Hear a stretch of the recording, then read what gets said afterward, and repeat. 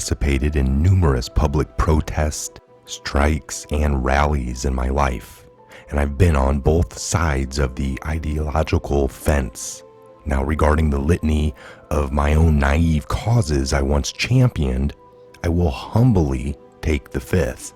And while it's always a risk to generalize, I believe that the people I've encountered at these events can be sorted into three basic groups: the sincere, the radical, and the barbarous. The sincere are generally the largest group one finds at any protest. These are the people who have come to lend their voices to what they genuinely believe to be a righteous cause. Only rarely do they have particular goals in mind.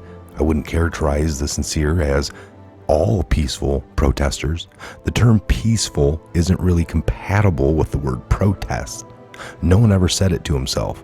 I think I'll go down to the protest for a little bit of peace. Non-violent is a more apt description.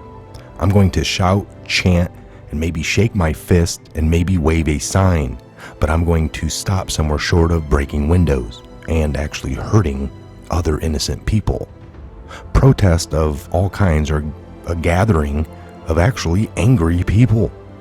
They may indeed be peaceful in nature, but are never truly peaceful. Peaceful has become the media code word for violent, but excused. At a protest, you surrender a certain share of your individuality to the emotional energy of the crowd. You cannot help it. Protests are not public debates over the finer points of public policy. The crowd is not an intelligent animal or machine, but a passionate one. Nevertheless, decent people do not become a mob of anarchists at the drop of a hat, or for that matter, at the drop of a red baseball cap. Protests are as good or as bad as the people who composed them. They are at best a means for people to show political leaders that their particular interest group is not entirely powerless. They are also a means for the protesters to teach the same lesson to themselves. The crowd is a force to be reckoned with.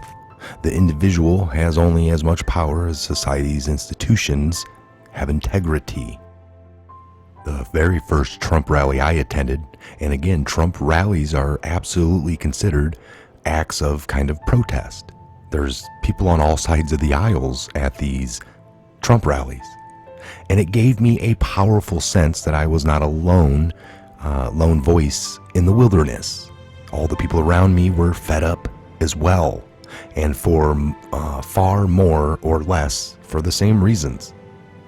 Protests are not always bad. Our founders were wise in this. Without the Tea Party and the Trump rallies, we would still be waiting for Mitt Romney to act something like a man. Protests are strong medicine. Sincerity offers no immunity to being tragically misguided. People who are angry about problems that are either exaggerated or wholly non-existent only amplify the lies of the people who misinform them.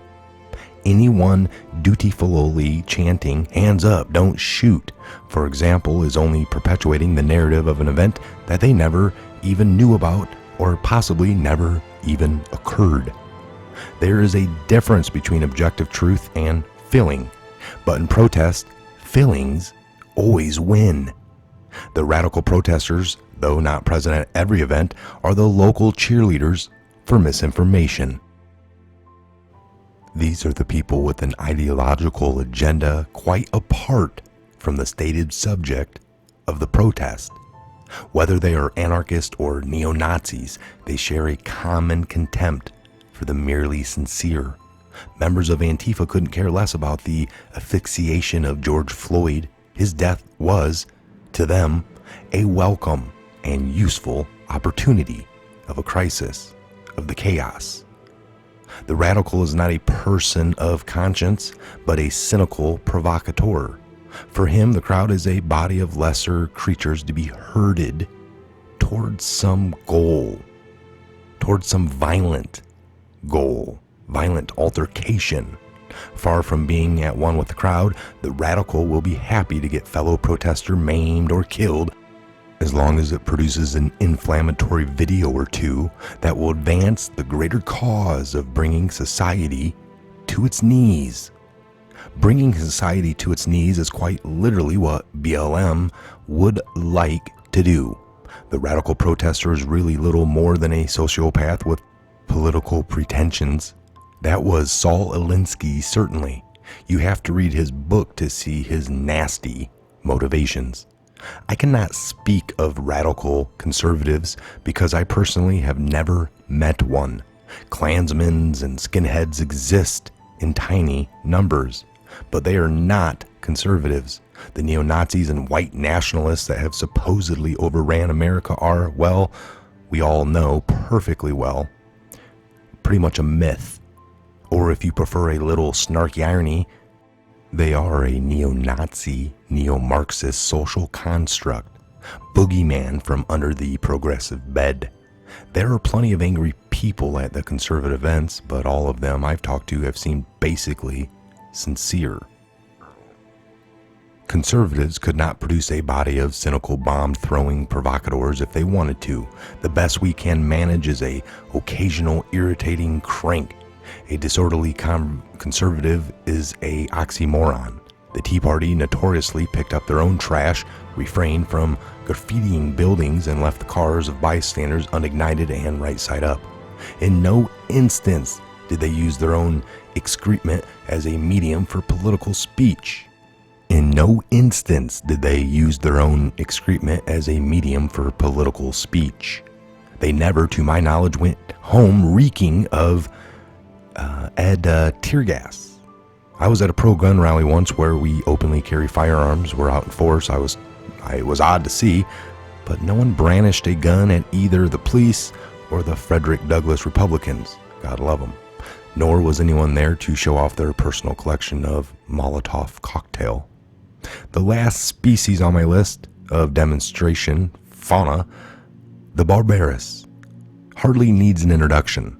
He is a creature fundamentally unfit to live in civilized society, whereas this is because he grew up without a father, or a father like Jeffrey Dahmer, simply happened to be born without a conscience, as a little practical relevance. When the cinder block hits the bystander's skull, we really need to stop talking about what the perpetrator might have been and deal bluntly with what he is. Where the radical is an ideologue motivated by manipulation from the crowd. The barbarian is clearly present for the pure excitement of looting, mayhem, and some bloodshed. Far from being outraged by the events, a barbarian delights in the opportunity to riot and would riot every day if no one was there to stop him. When liberal mayors engage in tearful sympathy towards an uncoordinated mob of looters eagerly engaged in wrecking everything in sight, they are simply conflating to the barbarian with the sincere. Rioting with abandon is never a feature of free society in a healthy operation. It is not a cry for justice. It is a sharp and terrifying nullification of foundational elements of a civilization in itself. Let me be blunt. Let me be clear. The radical and the barbarous are the antisocial characters who add nothing to society but fear, disorder, and suffering. The barbarous, black or white, live nasty, brutish, and short lives, winding up in prisons in and out of prison systems, or dead when their luck eventually runs out. The radical have fared better in our decadent society, having found ready positions in the professions after their youthful ability to throw tear gas canisters back at the police have given us a way for some arthritis and old age. True to character, they have indoctrinated several generations to their wholly anti-socialist creed. All these people are enemies of a civil society. Only among the sincere do we find any cause for hope. They are, as I have said, as good or as bad as their particular beliefs. if at heart they really do want a decent lives for everyone, then they may still be amenable to reason with as a means to get there. If, on the other hand, they think they have think they can have a utopia while promoting ideas like defunding the police, they are instead the tragic enablers of evil without even realizing it, even if they aren't entirely evil people in and of themselves. They just don't know it. Again, I am Michael. This is the Patriot Hour. God bless, Godspeed to each and every one of you. And where we go one, we go all.